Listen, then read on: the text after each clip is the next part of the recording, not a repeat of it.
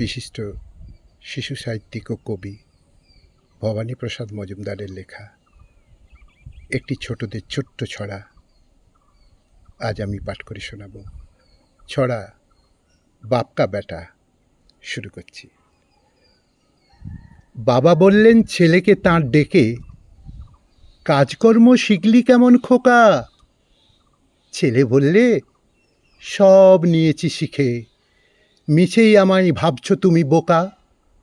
সত্যি কথা বলছি শোনো বাবা, কাজে আমি দিই না মোটেই ফাঁকি। পকেট কাটতে গিয়েছি শিখে ভালোই, গলা কাটাটা শিখতে শুধু বাকি।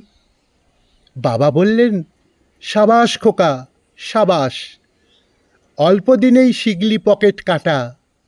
গলা কাটাটাও শিখিয়ে দেব আমি, শুকিয়ে গেলে আমার হাতের ঘাটা। তোমরা সবাই ভাবছ অবাক হয়েই, এটা আবার কেমন ধারা বাত? বাপ যদি হন দর্জি, বলো তবে তোমরা তাকে করবে কিনা মাপ?